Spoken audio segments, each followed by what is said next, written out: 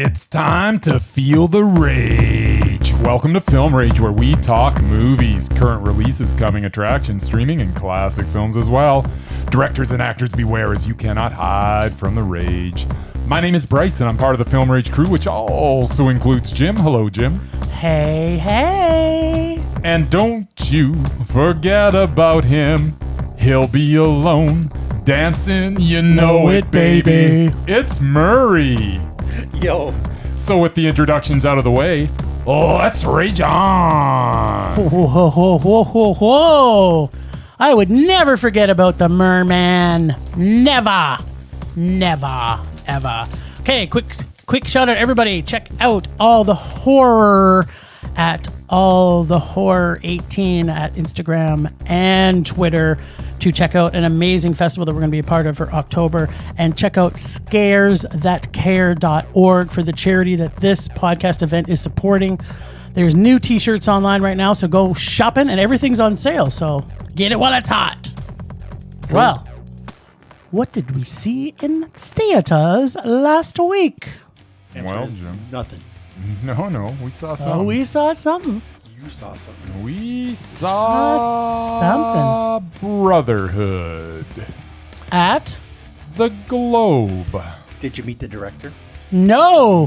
He was stopped. No, he was not able to attend. Really? Yeah, I don't know. At the border or something? Or? I don't know what happened, but Bummer. the Q&A was a no-go, but the film was a go. So, based on a true story, in 1926, a bunch of teenage boys, along with some questionable adult supervision, embark on a canoe trip that ends in tragedy. There's an expression that goes, all killer, no filler, when something is amazing from start to finish. This movie was more like all filler, no killer. The meat of the story The boat was a killer. The meat of the story was the tragedy that occurred, but it seemed like a sidebar to the stories going on prior to said tragedy. That would be fine if we got some more character development so I could care about these boys involved, but sadly, none of the characters were fully developed, and I didn't care as much as I should have. This movie was not bad. This movie was not good. This movie was meh. That was very concise. So, good stuff. Brennan Fletcher was great, and some of the scenery was great. And then it was a traditional Canadian drama that filled too much space with non-essential dialogue and additional stories on a drama that just needed a simple plot. I did not hate anything about this movie, but I also did not love anything in it either. Ditto. The first portion of the film, putting all the kids together, did feel a little bit too much situational dialogue and was a bit forced to me. Plus, there was a few things that did not make sense, like when the brother, like near the end of this boat ride, shall we say, don't want to give too much away, when the one brother just goes, I want you to take this, and then he disappears. It made no sense to me. I was kind of like, okay, that really, there was no reason. Everybody was floating.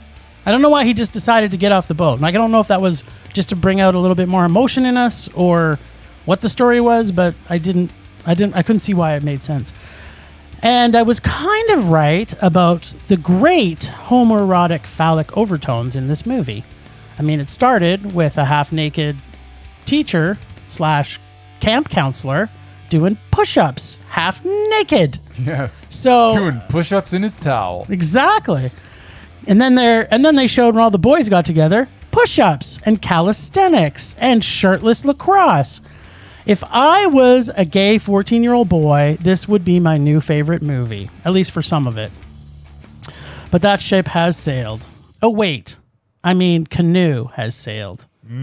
Gets a support Canadian film biopic meh from me. Yeah, it was meh. Meh. Yeah, you know, I'm glad the story was being told. Like, this is a story I didn't know anything about, so I actually went back and did a bit of reading on it. As did I, yep. And it's something, you know, when we have Canadiana history that's kind of, like, this one must have been super controversial in the 20s. First of all those, well, maybe not, that's not the controversy, but they have all these boys, I think a lot of them were kind of orphaned or, you know, because their dads had died in the First World War, and it was an interesting idea for the story. I just feel that it might have been done a little bit better, but I did like some of the scenery. I do think it's worth to at least check A it out. lot of it was well shot. Yeah, It very was- well it was- shot. It was a pretty movie to look at for the most part. And I did really like Brendan Fletcher in this. I Sound- thought he did a great job. I thought you were going to bring up the sound because the sound was really good Oh, as well. yeah, the sound. That's right. I was gushing. Yeah. Gushing is my new favorite word, by the way. Yeah, that's I fantastic. kind of like saying gushing. Yeah, well, It's like wrench. gush away. Yeah, the sound was incredible. Like, I thought the mix of the sound all the way through it was fantastic. And there was moments where you're in the water, like they're in the water floating, and you could literally feel like I'm in the middle of this lake, in the middle of nowhere. You could hear a pin drop. The sound was really good, and we had a really good surround sound in the globe. So, yeah, Cool. if you like sound, this could win an award. There you go. What did we see? We it's not really in theaters, Yeah. but I think it's kind of classified. What I was gonna say. Because- we're doing 2 movies now in a row that weren't really in theaters, but we're gonna say it's TIFF, right? So we're if gonna we do a could TIFF, fly and we're to gonna do a TIFF, CIFF, so if we could fly to TIFF yes. and see this movie in theaters, we would, but we couldn't. So we had to see it. So I mean, it's not streaming anywhere, but with CIFF right now. So this was Or- part of the or TIFF, part of sorry. the Midnight Madness Toronto International Film Festival series. And this one was called "Get the Hell Out." Get the hell out, Jim. And I will not. Taiwan's parliament turns deadly when a virus transforms politicians into ravenous zombie mutants. Directed by I Fang Wang. Is that I Fang Wang? Sure. I hyphen Fang Wang? I Fang Wang. Yifan Wong. Yifan Wang, thank you. Okay, Yifan Wang. Bruce Hung, Francesca Cow, and Megan Lie. There we go. I got them all wrong, but I'm glad Pretty Bryce much. is here as my voice check. You made every one of them dirty. So I always congratulations on enjoy that. your attempts, though, Jim. That's good. Toenail clipper or axe, choose your weapon and strap on and get ready to fuck up some zombie douchebags. If you thought it started at an 11 because it was a zombie flick, you'd be right. But soon into the film, we are introduced to our ass-kicking, dick-punching, Harikana-flipping, rage-filled heroine. I was instantly in love, and it quickly Harikana flipped me into a 12 range. That would be a Hurricane Rana for all of you. There you go. Are wondering what he's talking about. I don't know what wrestling is. Is that like a special wrestling move? it is. Is it really? Like it's an actual thing that happens in wrestling? Hurricane Rana is an actual See, that shows move. you how much wrestling I actually know. Yes. But she was doing it like a pro. She was. So yeah, I was instantly in love and quickly, what's the word again? Hurricane Rana. Hurricane Rana flipped into a 12 range. Actually, very fast. I'm just going to pause and think of how excited I was when she first released the full force of her rage. Yes. Jim At needs a this moment. point, I would like to point out that I would literally lick the dirt off the bottom of her steely, fabulous shoes that she so ragefully crushed our hero's chest with near the beginning of this film. I have never been so aroused by beautiful shoes as I have been at this point in this movie. The colors of these shoes, along with the wardrobe in this film, are colorful to say the least. This is an amazing, fun-filled zombie political ride to Fabo fun times. It is funny, silly, crazy, and heartwarming. If you have ever wondered what Taiwanese Parliament Arena meets zombie pandemic is, look no further. This is a fun, gory, blood-filled wrestling match that everyone can enjoy. Gets a toenail-clipping, ass-kicking zombie love story, Taiwanese Mondo style. Favorite line, apart from nose bleeding, I can't do anything. What do you say? What do I say about Get the Hell Out? I just like saying the title. of Get the movie. hell out! Get the hell out, Jim. Taiwan politics zombie style. Very political but very entertaining romp. I wonder how many gallons of blood it took to make this one. No. It was nice to see everything soaked in blood without CGI. There was probably a little bit of CGI in there. Not the blood, though. Lots of practical effects with minimal CGI, and when CGI was used, it was kind of added to the fun. Awesome. Yeah, watch for the ridiculous CGI explosion towards the end of the film. It was so a lot of fun. Sometimes a movie just needs to deliver what is expected, and this delivered everything I wanted. We got blood and gore, we got violence, we got humor, we got zombies, we got more than we probably even deserved. For those reasons, this gets a non-CGI blood-soaked Mondo. Sweet. And we've talked about our love of real blood and our lack of love for CGI. But this is another perfect example where CGI is funny when it's done right, and more blood, more better. Fabo. Anything else you want to add? Mur, is this something you would ever want to see? I know there was a lot of subtitles. I probably would have, yeah, if I'd known about it. Aw, that's too bad. It was, what, $30? Oh, holy crap. It was something like that, plus service charges. I mean, it was something like $30 or something. It was $19. Okay, well, still, it's above a little bit. It was a bargain. It was, yeah, at half the price. Yes, well, TIFF's got to pay some bills. I do indeed. So what else did we see? We saw... we got a special pre-screening of Death of Nintendo. Death of Nintendo. Yeah, I'm all tongue twisted. Which here. is actually playing at CIFF next week. This will be playing at the Calgary International Film Festival. And yeah, we got to see a little advanced screening of it, so that was kind of exciting. And we can talk about it because it has played at some other festivals. It has indeed. So it's not a surprise. No. But this is a reason to go see some CIFF films. It is indeed. So, Death of Nintendo is a coming-of-age story that takes place in the Philippines in the early 90s, directed by Rhea Martin, and is an official selection for this year's Calgary International Film Festival. The filmmaker was generous enough to provide us with an advanced sneak peek of her latest film. The movie does an excellent job of taking us back in time. I could relate, as I'm sure most could, to the situations that these characters were involved in. On that point, I feel where this film really excelled was the development of the principal characters. I really enjoyed getting to know Paolo and his friends. There was a rawness to this story that made it feel very genuine. These were kids that I think we all probably knew when we were growing up, and many of the motivations and emotions of the characters were universally relatable. Who hasn't had that friend that they wish was more than a friend? Who hasn't been in love with that girl who may be a little out of your league? Who hasn't been in a situation when you have to stand up to a bully? This is all universal stuff. The young actors in this were very, very competent, with Noel Comia Jr. as Paolo standing out. He was quite good. He was. While this movie covered a lot of familiar territory, what it lacked in originality, it more than made up for with heart. Overall, this was a very good movie. I enjoyed it a lot. Not enough to make it a Mondo, but it's well worth checking out. It's a coming of age meh, but it's a high meh. Well, that's not too bad. So, for me, first no, for the most part, I hate period pieces.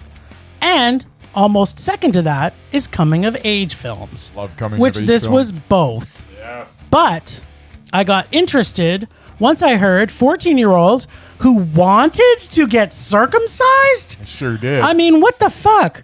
What's happening here? Plus, then Nintendo addiction, circle jerks at the pool, pin the underwear on the wall contest. I was hooked. The director does a great job with the non-space, as I like to call it. What not said, or the looks, or they make a point and the audience can get that point by nothing being said. I really love the way the director did this. All the kids were very likable and not really annoying. So this is a huge plus for me because most teenagers I want to punch in the face. Got to say, the period piece was not needed at all. Death of Nintendo is just a metaphor for leaving your childhood behind. It could have easily have been the death of Xbox or the death of PlayStation 4. So, no, I am not agreeing that this needed to be a period piece. Yeah, it and did. I am not going to ever agree that that is the case. Totally is the case. But I'm not going to make a big deal of it anyway. Cool. It worked well within this film. It gets a pretty solid, likable Filipino period piece, meh. So I want to say thanks to CIFF for programming this for their upcoming festival. Definitely worth a look and a great opportunity contrast to something like perhaps Mulan, which I refuse to see. So if you're looking for a teenage angst film that has some amazing things in it, like circle jerks, or other things such as throwing your cum-stained underwear against the wall to see who sticks the longest, this is the movie for you. I'm not sure that anybody's really looking to that, but I don't know. That was a lot of other things. That was in a this winner. movie. That was the whole reason I wanted to see this. I heard three plus a sister. What is that? Like she's like part of the audience? I want to watch you guys all get circumcised. Then one guy brings his sister along to watch them get circumcised. I was like, okay, they're pretty close. She wasn't there to They're pretty watch good them. brothers. She was just Pretty close sister-brother stuff. keeping him company until they got there. Hold his hand on the way back on the bus. Oh, yeah. Call the ambulance when they are bleeding to death. Yeah, exactly. There's had a lot of good parts in it. That scene was actually awesome. There was a lot of good scenes in that this. first knife that he pulls out. Yeah, it was like brought back memories He's of like, Roots. don't worry, I've got a smaller one for you guys. Yeah. Do you remember the scene from Roots? When Yep. Kunta Kinte got circumcised? Yeah. Hold out your fatous. I was kind of waiting for the Filipino version of that, but it didn't. I wasn't. Oh, well, that's too bad. Okay. That's all we saw kind of in theaters. I know TIFF and CIFF weren't in theaters, but Yeah, whatever. We make our own Whatevs. rules sometimes. make the rules. That's right. Well, what's coming out this weekend? Apparently, there's just one thing, and that's The Nest. Is this even confirmed? Have we seen Yeah, this? it's coming out. I feel like you've actually seen a listing for Yes, I could have bought tickets yesterday. it? Okay, good. So we are seeing this on Friday. I'm looking forward. I don't know what time, but we are seeing it. Life for an entrepreneur and his American family begin to take a twisted turn after moving to an English country manor. Director-writer Sean Durkin, Jude Law, Carrie Coon, and Anne Reid all star in this. I am a huge Jude Law fan. Like, he's one of my total man crushes. Yeah, He can do no wrong. Although he did make Elfie, so he's all right. he's being punished for that. Yeah, looks good. Well-reviewed Sundance 2020 selection. We will see what we think next week. I was gonna say hopefully, but you're saying It it's is definitely playing. It's 100% playing. We will 100% see this All right. on Friday.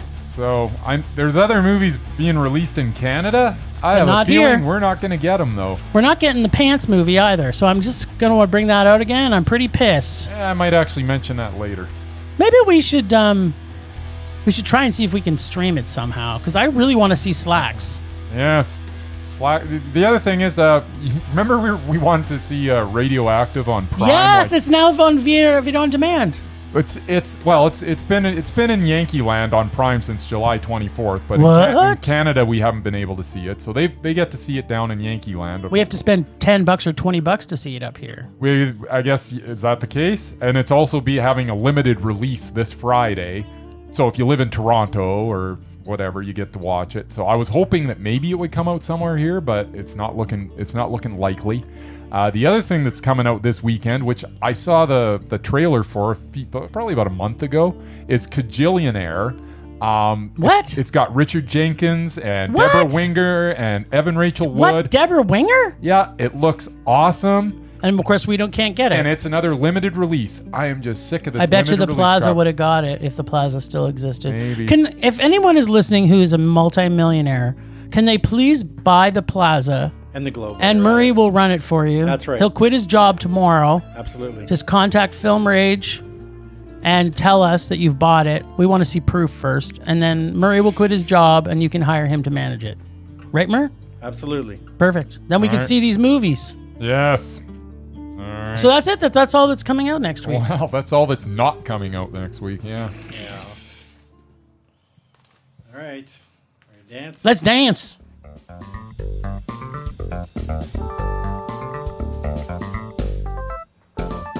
streaming. Motherfucking streaming. We've been just streaming. And Bryce, we did what? Streaming.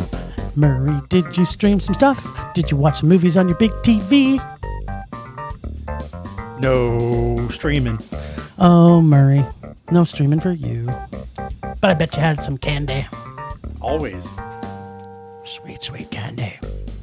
Well, what did we stream last week? I don't know, Jim. What did we stream last week? We saw #Alive. Oh, yeah. We did see that. I know I don't have to say it, but this started at an 11 and never dropped the entire movie. Great camera work, zombie action, acting, and all things apocalypse. And yes, just like a Korean zombie trademark, the fantastic, spastic, crackling, twitchy zombie transformations were fucktastically delicious. Oh, Korea, I love you so much, and your zombie movies are amazing. Unlike movies that say they are zombie movies, but are really Fast and the Furious franchises. That's right, Peninsula, I'm calling you out. This takes Korean movies to a whole different level. Even introduces smart zombies that can run. Okay, so the remake of Dawn of the Dead brought us running zombies, but now smart running zombies? This actually got to a 12 at one point, and we are only 30 minutes in. Foot? Pedal? Motherfucking yes! And don't take it off. Well, okay. It didn't for a while. Oh no, what? Plot development? Dun dun dun. And we've got an alarm. There's a car alarm going off, people. Awesome. Where was I? Oh, yeah. Dun, dun, dun. Plot development. And the plot was also zombtastic. Now, what is the thing we like best about Korean zombie movies? Pile zombies, as I like to call them. And yes, we did get a pile, not a big pile, but there was a pile that came out of the elevator, which was pretty cool. This stayed at a 12 right up until the end. But then the ending took a very bad turn for the worse. Then it got all predictable, not original, sappy ending. Although I did not like the ending at all, I still loved everything else about this movie. It still gets a Train to Busan worthy zombtastic mondo. And I know you must love this, but I did. So, a zombie movie does not have to be original to be good. It does, however, have to be good to be good. This takes an unoriginal concept and turns it into an unoriginal movie.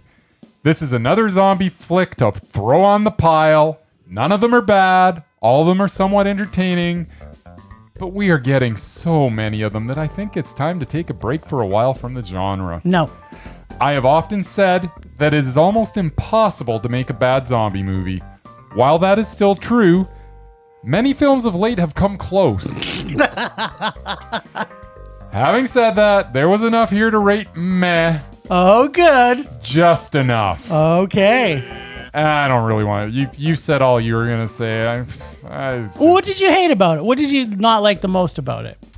All the stuff that you're saying was like great. I was like, I don't know. I kind of liked it. I kind of liked the fact that it was really not. It was a zombie movie, but it wasn't. It was inside the headspace of these two characters that somewhat fall in love. I'm not a big fan of love stories, so that was bothersome.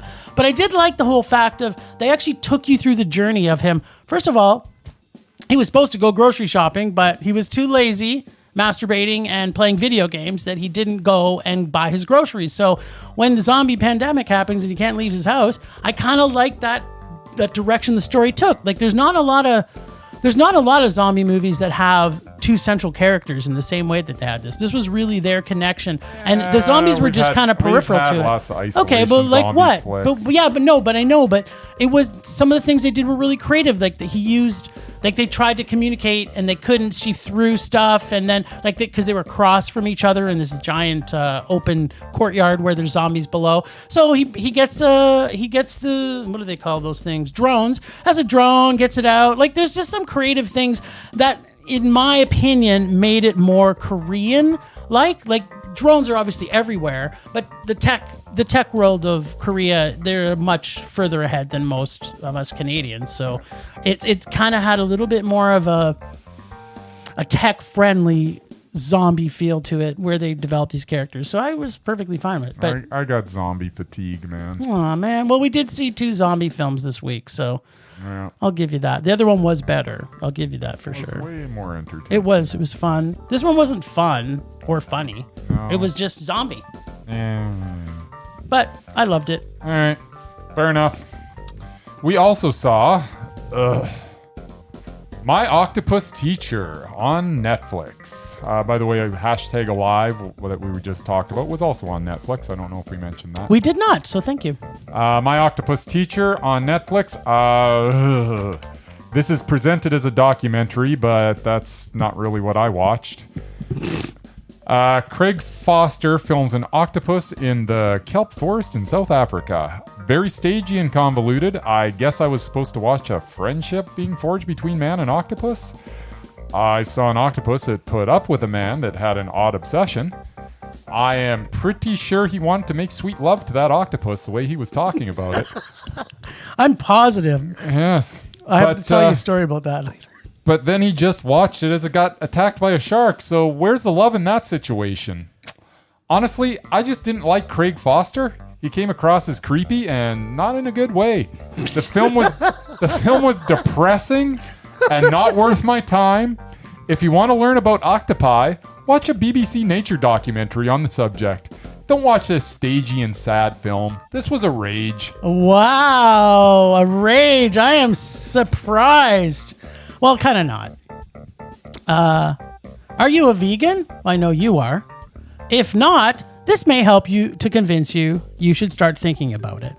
This movie, which at times is super creepy, like, what is this guy's fascination with an octopus? Yes, it felt creepy, and not just because it's a slimy octopus.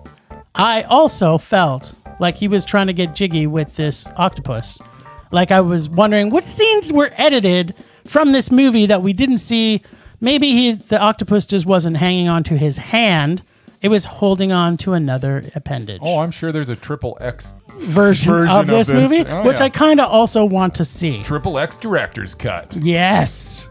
Well, that is what I was thinking for pretty much the beginning of this whole movie. I couldn't get past the creep factor, and my wife kept giving me shit. Stop thinking of this as being dirty. I'm like, you can't help it making it think it's dirty. Oh, it was dirty. But as I continued to watch it, I actually started to fall in love with this little girl octopus.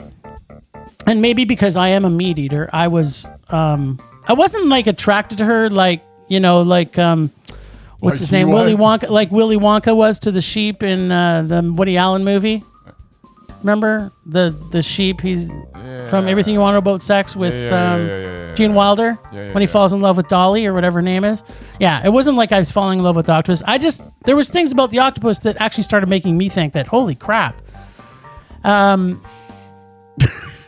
Just true. I'm just shaking my head over here, by the way. If you like nature films and crying about your best friend dying, like if your best friend was an octopus, yeah, you know what? This movie is for you. If my best friend was being attacked by a shark, I wouldn't just watch it. Yeah, but that's not what the documentary's about. He can't go protect his friend from the shark. It's a nature film. If it's my friend, I'm going to protect it. Well, but maybe it was his lover and he was tired of it after a while. I don't know. This gets a vegan-friendly, love your neighbor like your octopus meh from me, because I could not fully love this movie. But Rage. I think people should see this, even how creepy it is. I do. I think. Okay, so yeah, you can rage all you want, but you already are a vegan, so you already love all animals. So it's kind of, you're looking at it from a different perspective. But as someone who is a meat eater, as I was watching this, I'm like, holy fuck! Like if octopus have that much thought process, it kind of made me not want to eat octopus anymore.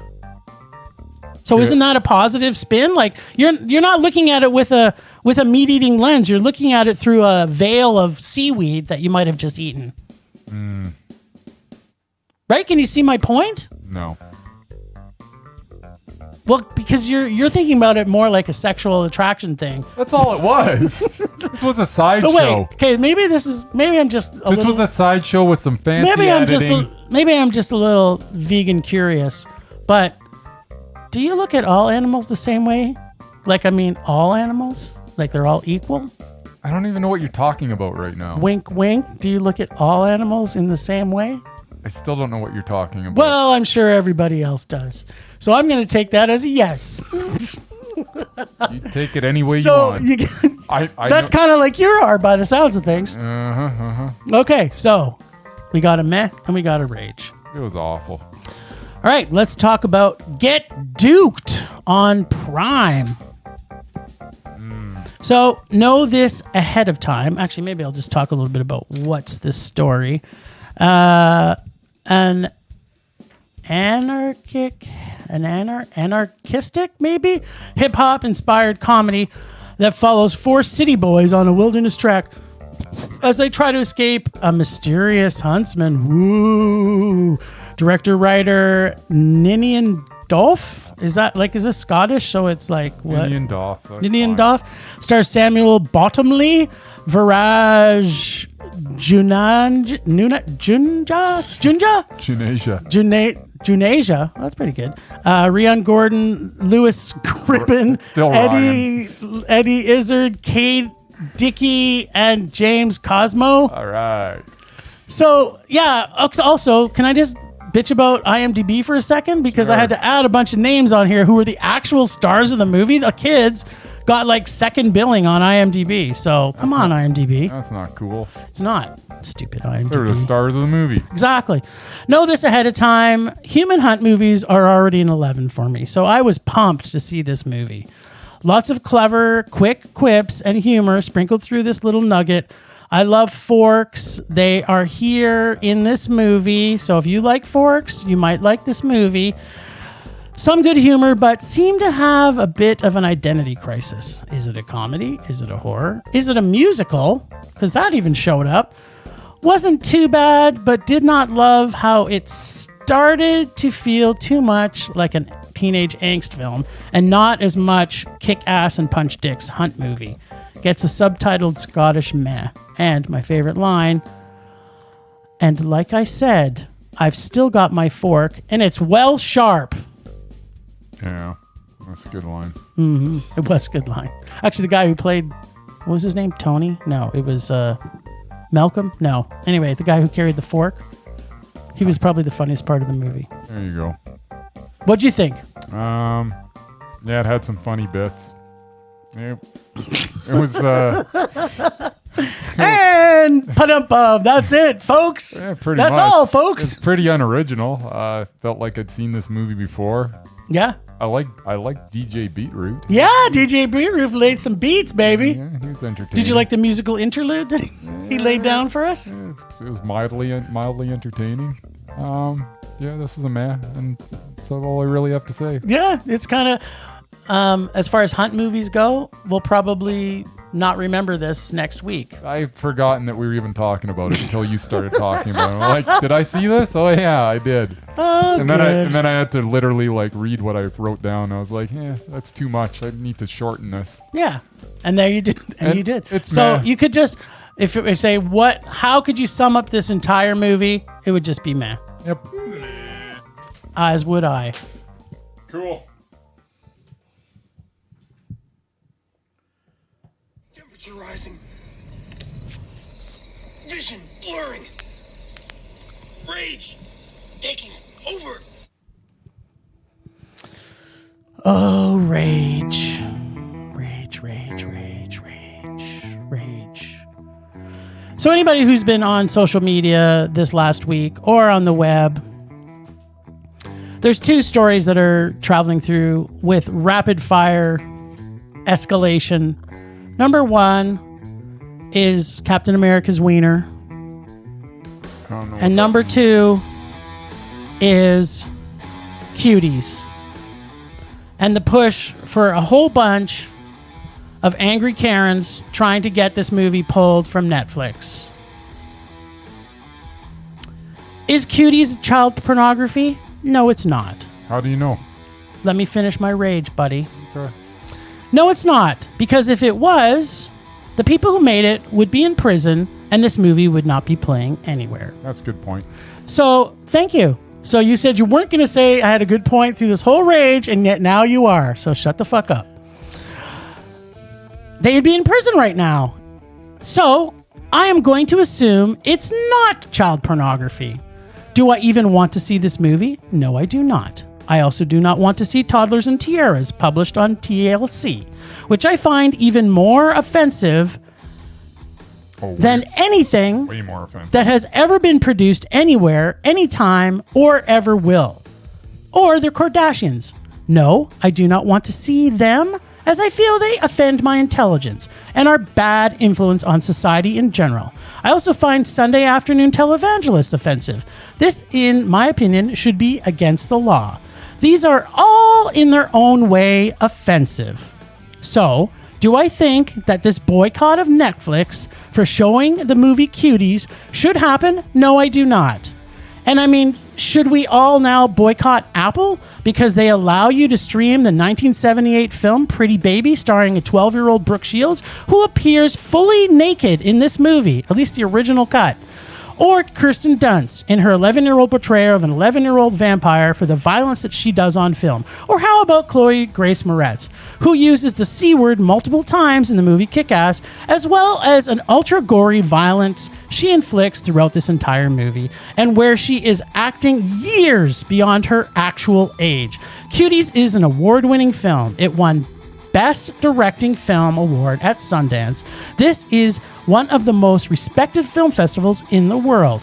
It was also nominated for the Grand Jury Prize. It was also nominated for Best Film Generation Prize and the Crystal Bear Award at Berlin International Film Fest. Do you think these film festivals play child porn? I ask you, do you? No, they do not.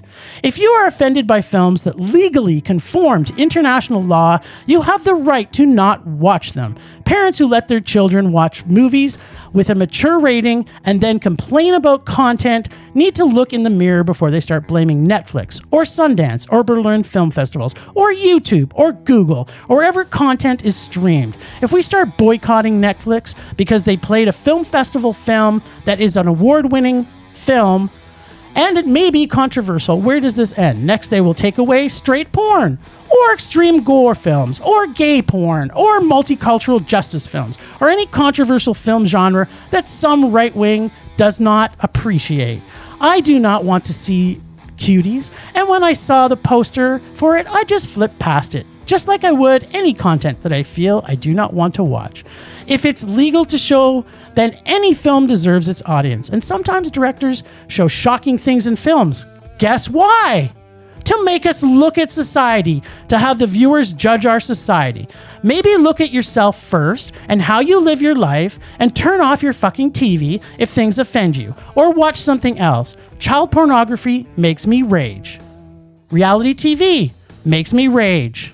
Reality TV where kids play dress up acting like adults makes me rage. Judgmental alt-right nutjobs who also make me rage. Parents who let their kids do what they want without parental supervision and then blame society make me rage. And on and on and on and on. But the thing that makes me rage the most is when people try to implement censorship and bullying tactics for things that they believe is true. First off, without ever actually seeing the movie or without having performance content about what the film is even about.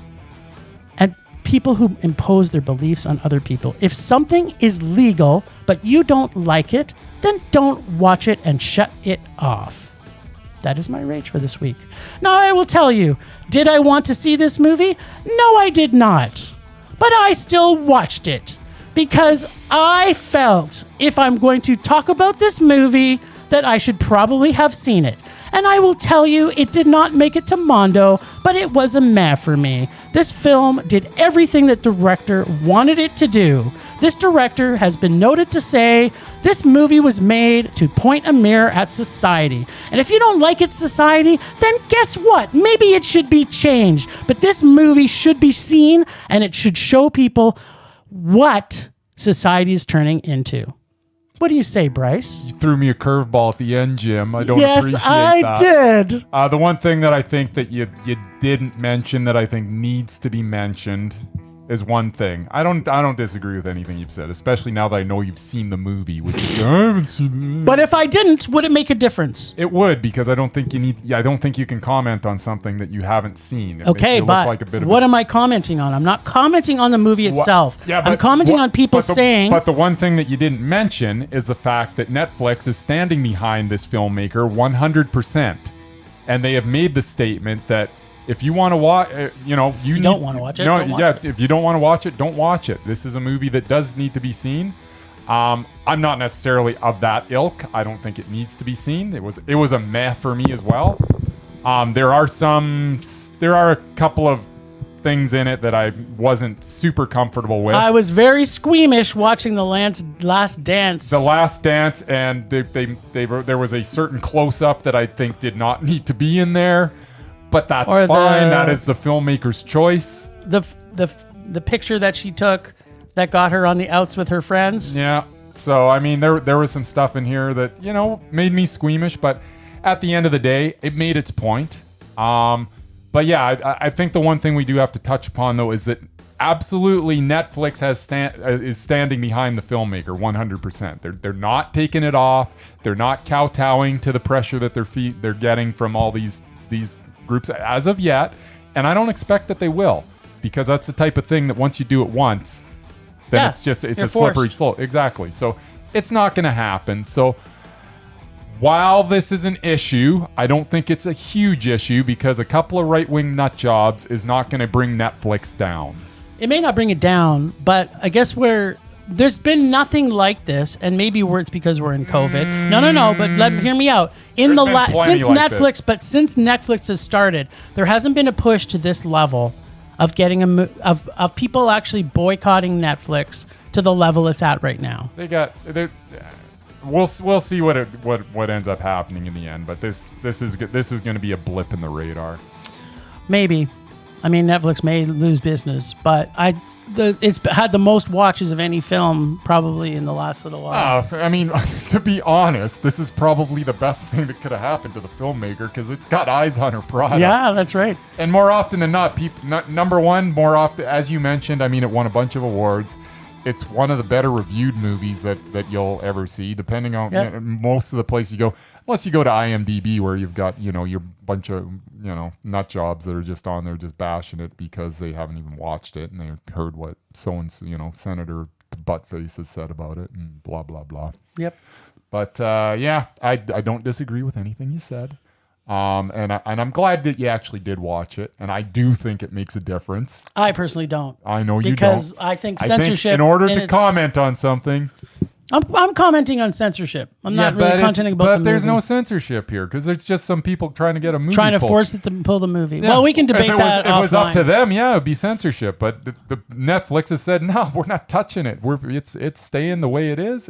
We are standing behind the filmmaker, because they don't believe in censorship either. That's good. That's good. So, Ragers, let us know your thoughts. Are you going to cancel your Netflix membership because of this? We have more intelligent people listening to our program than that, Jim. All right. As Murray sneezes in the corner. That's the bell. All right, so mine's pretty quick and to the point. There is so little content coming out in theaters right now, so why do we have limited releases? This coming week, we have Kajillionaire and Radioactive getting a limited release in Canada. That usually means that if you live in Ontario, Quebec, or BC, you might get to watch this movie. And if you live elsewhere, you probably won't get to watch this movie. I'm just sick of it. Last week, Slats came out, but not anywhere near me, and now it looks as if history's going to repeat itself this week. Who is making these decisions, and why am I stuck with the same 5 movies in my local theaters when there is a variety of films being released in other provinces? At least for the foreseeable future, it's time to get rid of the limited release and release everything nationwide. All I'm asking for is one screen. Give me one screen dedicated to these limited releases. That's my rage. It's simple. It's to the point. I just want to see more film. As do I. And I want the Globe to open up both theaters, and I want the Plaza to come back. And I want the Uptown to reopen. But those are things that are probably never going to happen. Love the Uptown. Me too. Their popcorn was delicious. Rage subsiding. loss, sawing, anger fading. Let's take some rage away from us, Murr. I don't know if I can do that. I have a mild rage, but you might enjoy. What? A Merman Minute with a rage? But it's a funny one. So. Oh, okay. Well, that's okay. I'm smiling already. All right, then. Well, it's no secret that 2/3 of the Film Rage crew don't really like war films very much. I like war films. That's why I said 2/3. That's why he said Oh, you 2/3. two don't. 1, 2, 3. Oh, okay. You don't. You're the 1/3. Oh, okay. Ding, ding, ding. I thought everyone was putting their hands up. No. Once in a while, one comes along talking about you, Sam Mendes, in 1917. That unites us all. More often than not, we just hate them. Here are some of the worst war movies ever. All right. We got Bryce is excited. number 5, Revolution, 1985. It only lost $62 million at the box office. It's basically an Al Pacino film about the Revolutionary War, but he spoke with the Brooklyn accent. It has 2 horrible flaws. One is it got almost every detail about the war wrong. Second is it relies on every screenwriting cliche known to man. Pacino actually quit acting for 5 years after this film. And there were some questions over whether he'd ever work again. It was that bad. It's kind of too bad he did. Whatever. All right. Then he couldn't take a flamethrower to Right. this place. Whatever. 4, we got Aloha, which I actually didn't mind, but yeah, it was. Is that starring pretty bad. Elvis Presley? No, that's the This Cameron. is 2015. Piece of Cameron crap. Crowe, who I like, I will know. probably never be on Undoubted because of it. Of this film. It didn't do very well at the box office, lost $65 million. No one ever expressed a desire to see an Air Force movie since Gene Hackman and Danny Glover in Bat 2-1, which was awesome. Okay. And that was 1988. Someone should have told Cameron Crowe to make this movie about Marines and not cast Emma Stone as an Asian woman. That was a little odd. What? Bradley Cooper was pretty bad too. Oh, yeah, I Even remember Bill that. Murray couldn't save this one. All right, then we got number 3, Alexander, 2004. Lost $90 million. Why are you picking all the bad ones? How come you're not picking all my favorites? Because it's the worst. Oh, That's okay, good. the whole point. You'll not find a bigger fan of Alexander the Great than me.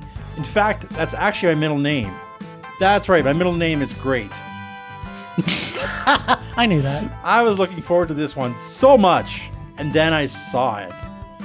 Directed by Oliver Stone, starring an amazing cast: Anthony Hopkins, Christopher Plummer, Angelina Jolie, Jared Leto, Rosario Dawson, Val Kilmer, and Colin Farrell as the troubled conqueror.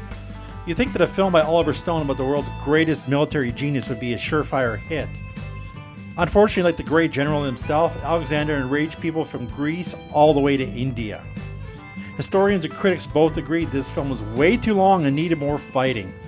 Unless those critics are American, in which case the biggest concern seemed to be that Alexander the Great might have been gay. That's okay by me. As an added bonus, Farrell's Alexander had the hots for his own mother, Angelina Jolie, who was the same age as him. Sweet. No wonder Stone made him gay for the rest of the film.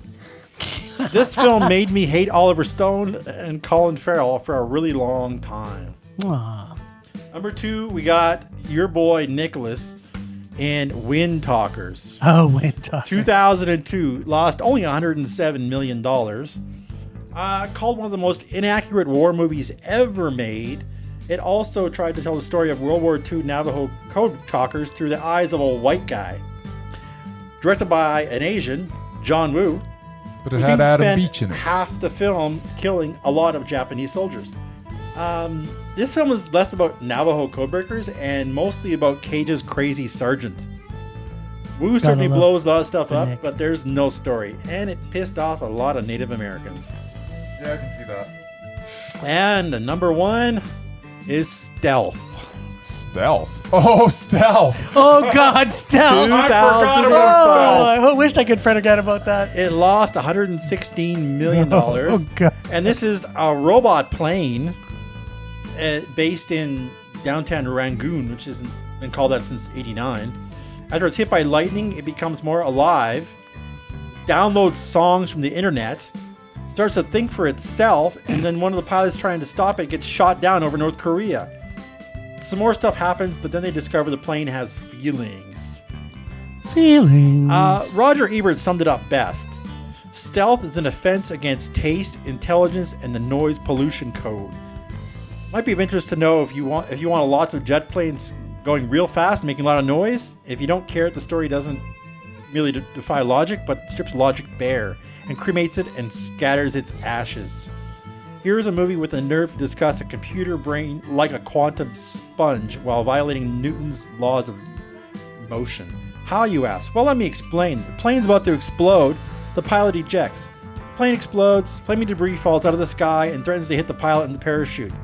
If the plane's going at Mach 2, wouldn't the debris be flying miles away from where the pilot's Probably. going? The parachute sucks up the flaming debris like a quantum sponge. It was just horrible. Science is fun. Science is fun when it's done right. And Jamie Foxx, I think, destroyed his career with this movie. I think he kind of went downhill for a bit. Well, this is one. after he did Ray, so he won his Oscar. I know. It's like he was like, I can do anything. I can make terrible movies now, and people still love me. But There they you go. didn't. There you go. Anyway, that's all I got. Mur, you bring the joy, the absolute joy. I try.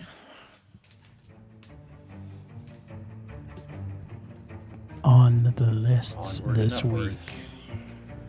Does anybody have anything to bring forward? Negatory. Nope. Well, I've got a doubted, I've got a undoubted, and I've got a mesmerized this week. So I'm bringing up the doubted because we talked about this movie last week, and she barely makes it off because this movie started before this, but I'm adding Madonna to the doubted list.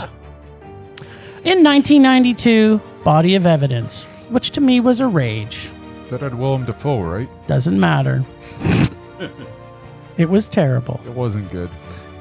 And Dangerous Game, which was a rage. Yeah, it was a rage. Blue in the Face was a rage. Yeah, it was a rage.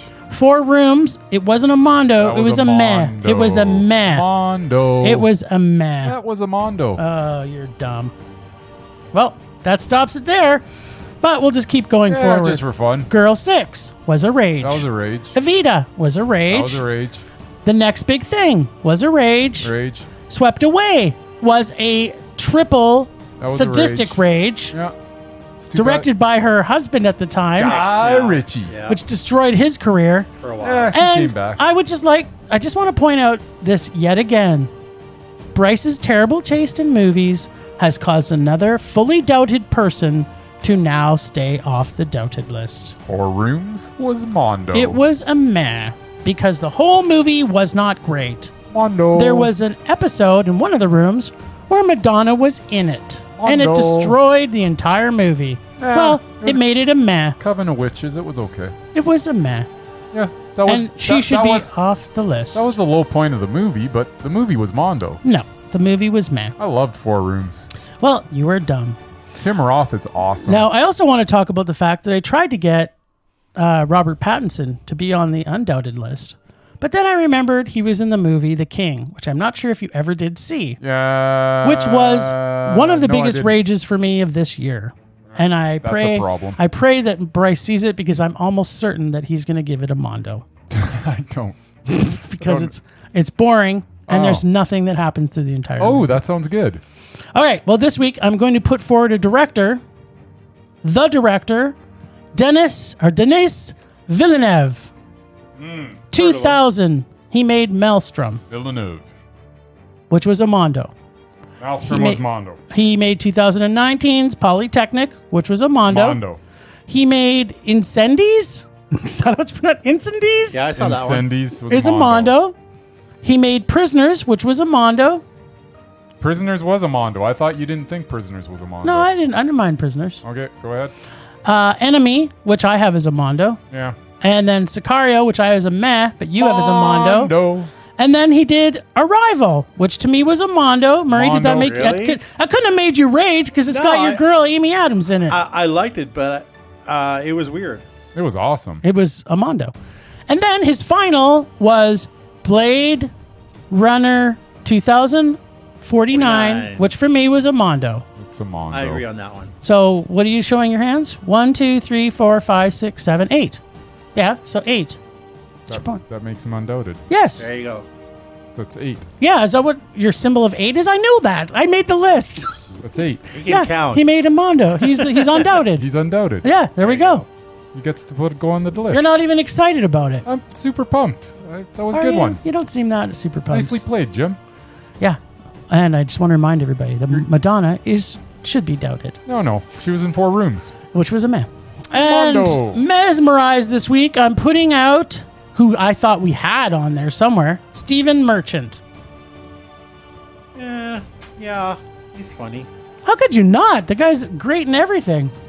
I mean, Jojo Rabbit? Come on. Wow. He has made a lot of movies. Logan? Fantastic. That's true, I guess. He's great. He's He okay. steals the scene from everybody. You cannot.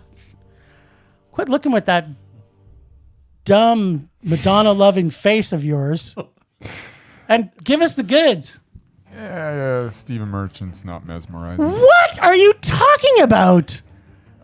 How are you? Who are you? And what did you do with Bryce? You have obviously never seen him in leather chaps singing Christina Aguilera's "Dirty," Apparently a not. lip sync battle, No. which is what he did. No, I Every haven't. movie he's in, he's fucking hilarious. Mm. Even when he's not supposed to be, he's still. Yeah, I don't think he hilarious. knows how to be serious. No, he doesn't. Well, apparently Bryce again is dumb, and Stephen Merchant will not be able to make our mesmerized Oh, list. well, he's still fun to watch. He is. Well, that's it for this week. Unless you guys got something, He's No. not mesmerizing. he is mesmerizing. All right. We'll see about that. Alrighty. Last time on Rage or Dare, Jim had to squeeze Bryce's vegan bag till the tasty nut-filled film The Boss popped out. This week the boys will have to put their sticky fingers into my bag and pull till I release. A great big treat for them to view, or will they accept my dare surely to make them squeal with delight? Let's check with Jim and see if seeing Peter Dinklage and Melissa McCarthy having sex makes it hard for Jim to rage, or just hard. Melissa McCarthy is hilarious, as is Kristen Bell, Peter Dinklage, and a pleasant surprise to see Kathy Bates and Christian Stahl. So much funny in this. It's dirty, foul-mouthed, and you never know what Melissa was going to say next. You just never knew.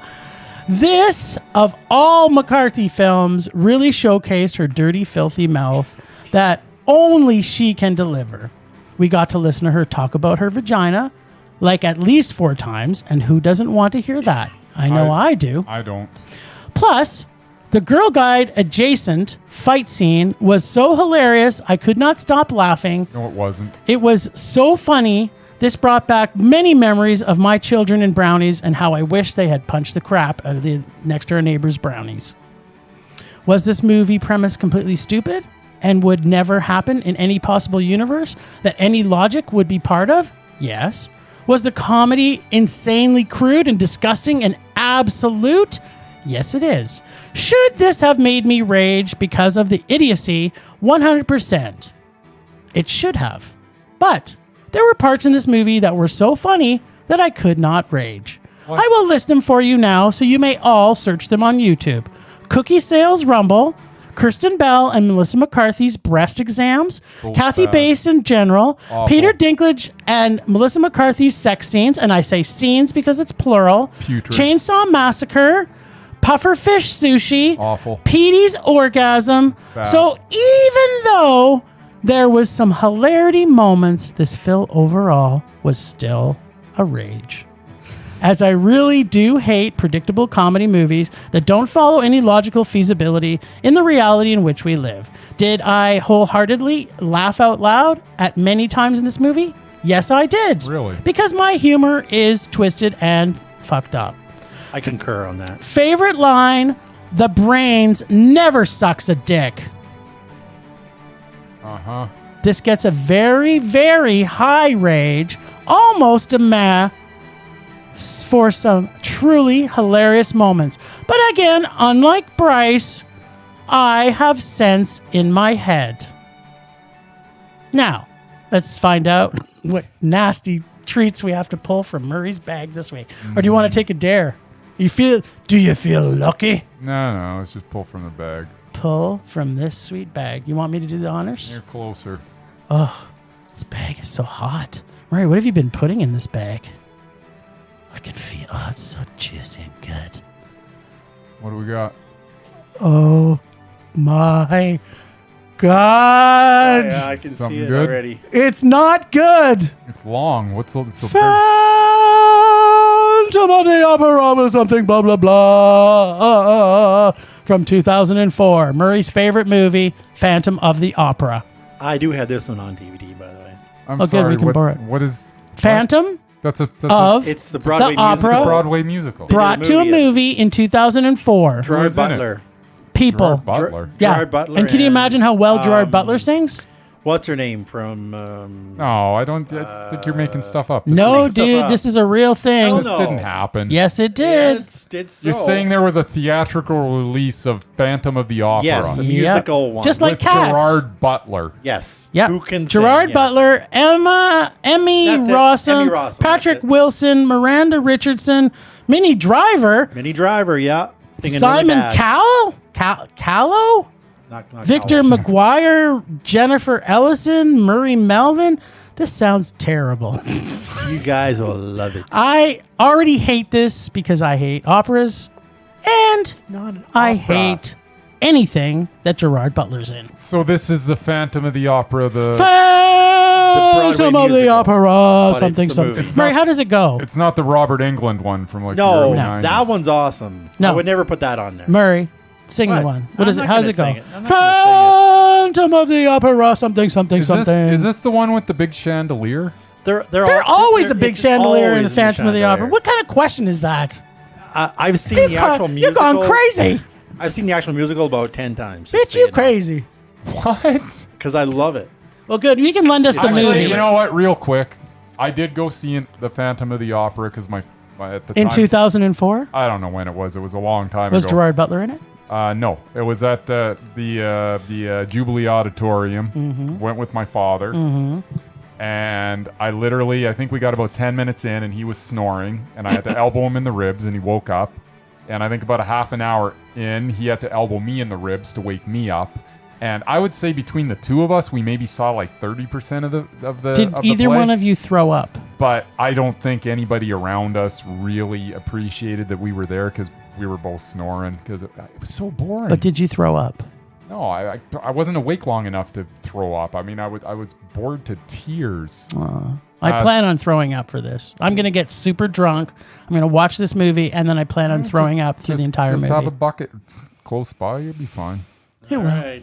You don't want to clean up. Well, so we got lots going on next week. We're going to be talking CIFF next week. We'll still be in for our regular episode on Wednesday. Yep. But then we'll be doing some regular stuff. We'll talk more about that next Wednesday. So that's it. Thanks, Ragers, for listening. Thanks, the Extended Film Rage crew of Leonard Conlon for artistic vision and photography. And we got to get some pictures more with Leonard. The Leonard Conlon Photography. Listen to us on Podbean, Apple Podcasts, Google Play, TuneIn, Stitcher, iHeartRadio, Bramble, and Spotify. Follow us on Facebook, Instagram, Twitter, YouTube, and check out our website at filmrageyyc.com. We are always wanting your feedback to make this a raging blast for our listeners. So please comment often, and please, please make us rage. That's it for this week. Rage on. Rage on.